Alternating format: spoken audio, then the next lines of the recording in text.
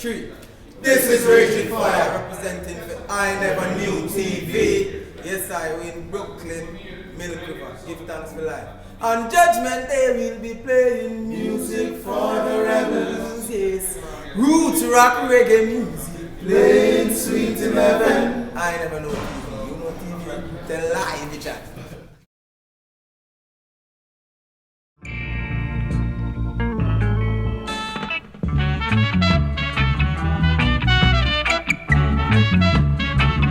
Give you guys the inspiration to like stay with the one drop and pursue that instead of kind of getting to what everybody else getting to in Jamaica?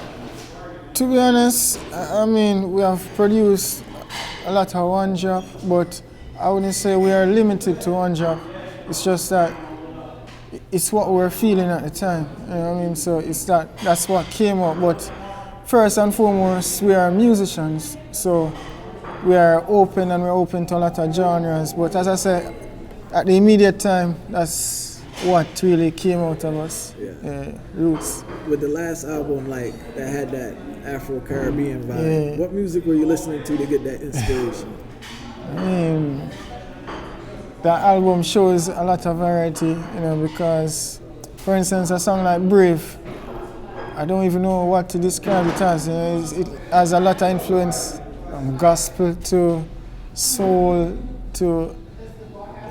So we were really in tune to a lot of different vibe, you know, from the Caribbean as well. A song like Feel Your Love, up-tempo, Caribbean vibe, you know. So yeah, we always listen widely though. For instance, Gizmo is really in tune to rock music, so we listen like some Led Zeppelin stuff and some Black Sabbath and wide. Yeah.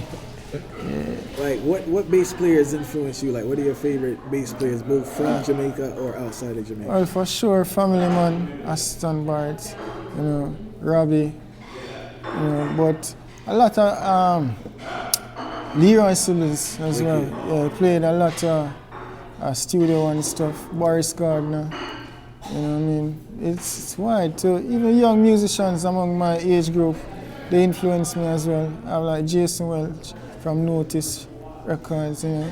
So influence come from both young and old.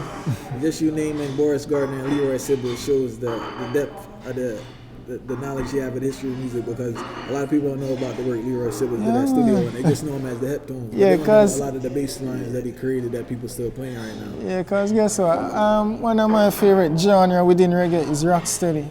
You know, I really love rocksteady. So them one they kind of do a whole heap of rocksteady bass line where you have to. When you go check it out, and go check it out, research it and check out the bass line them where Leroy Sibbles play. Then come back, tell me thanks. As a bass player, right? Speaking about rocksteady, what would you say are your top 3 bass lines from the rocksteady era? That's.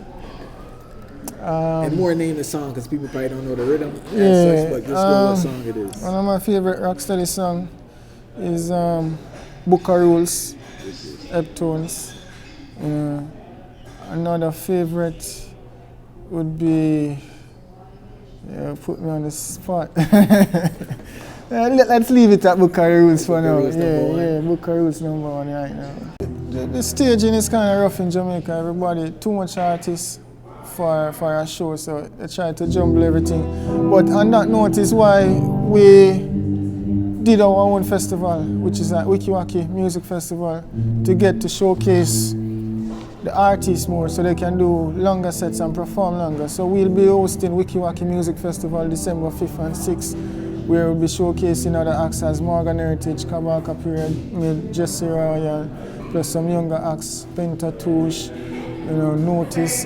So we saw the niche where quality acts needed to perform longer and showcase themselves on stage. So we took up the initiative of doing that, you know, where a person can see them perform in a 45 minutes to an hour and really get into the depth of what they're doing, rather than, you know, jump on and you have to skip a song and, you know, see.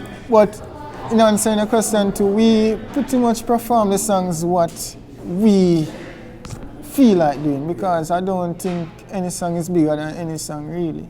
You know, so all of the songs them once them go out, we think it's good quality songs, and that's what matters. Is not no hype music within our music. It's just good music. Speaking of hype music now, right? In regards to radio and play in Jamaica, those that don't know about it, maybe you could elaborate in regards to how hard it is to get on the radio, or certain things that have to be done to get on the radio. But has the internet helped you immensely with bypassing that and getting international exposure as well as exposure in Jamaica? Yeah, definitely. Music, radio station in Jamaica, some of them, I'm not going to say all of them, but I guess like elsewhere in the world, you know, a lot of piola happens in Jamaica. So to get to your play, you have to be paying some money, you know, especially on the popular radio stations, that is, you know, and it is now segue into dancehall, so selectors are doing the same way. You know, a selector not looking at an act and saying, yo, that song is bad. Me as a selector going to prove that me I got bust a song. You know, it's more you going to a selector to say, well, this is XYZ money. But again, going back to WikiWaki, is what we use as a platform to get our music heard. You know, seeing that we couldn't get it on radio, we set up a stage and play, and we live stream it, send it out there to the world so they could see us and look in and then call us to come to their country. So I mean, it's hard, but I guess you have to find other ways. So internet definitely works in our favor, where we put up a song, we can see the reviews, the reaction on YouTube or whatever it is right now. When you can see it, you can see the numbers turning. So it definitely has helped us, and I have to just find a way to work around the radio till the radio come on board. It's like more on the hype road, if you know what I'm saying. You know, just doing what everybody doing and coming with certain things that's really mainstream at the time. Yeah, I mean, everything happens in time, and I can honestly say one of the things about Raging Fire is we really do what we feel. You know, it's not forced onto us by any means. If we feel like we're going to do a strictly ballad song, that's what you're going to get, because you feel comfortable expressing what's within. So it's never about a hype or trying to keep up with what's going on or the trend. I guess we will set our own trend if that's the case, because we're just really doing, that's what, you've been doing what we feel and what we love, you know. So yeah, that's it. So if it takes 10 years to catch on, we are comfortable with that, because at the end of the day, good music will live on forever. You know, so we'll continue to do good music. Yeah. You know, so what can be done in Jamaica? You guys are doing your part, and others are doing collectible. What can be done to preserve the music and expose the next generation to our music? I mean, a lot more can be done.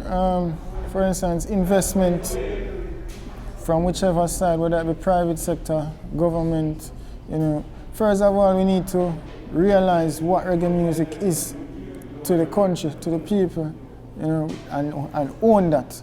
You know what I mean? We need to own it, to put everything behind it, to say, yeah, reggae music out of Jamaica. You know what I mean? That is the first thing. When you realize the value of that, you'll start put much more things in place, some infrastructure, because right now in Jamaica there isn't even a club where you can say, yo, or a venue for live music, a place of entertainment.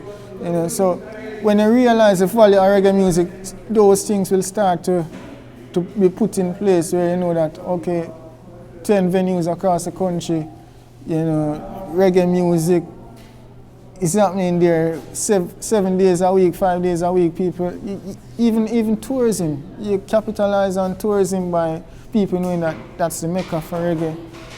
I'm going to fly down to go and see all the greats performing at that place, you know what I mean? So a lot more value needs to be put in place from the top, start talking from the top, coming right down. And then you'll find out that even education-wise, you know, we needs some more education so the younger youths can really know what happened before, the foundation, you know, the whole system of ska coming down to rocksteady to reggae. That need to be a part of like the curriculum in the education system, so that's you them can feel proud if you know, say, boy, wow, reggae music, all these people that they hear covering reggae music are doing the genre, and they feel confident to say that, wow, this started out of this little Mecca in Jamaica. So those are some of the points that I think can really help to build up the structure and the system and reggae music in Jamaica. Makes no sense doing music for today, you know. What about tomorrow?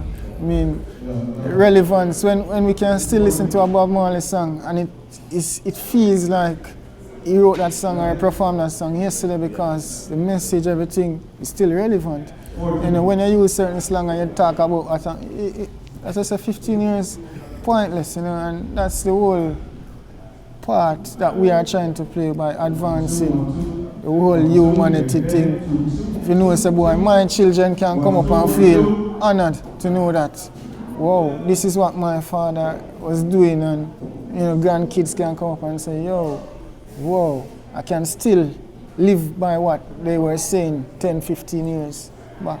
So yeah, definitely see it as playing our part to motivate and uplift our black brothers and sisters, and we say that just in general. You know?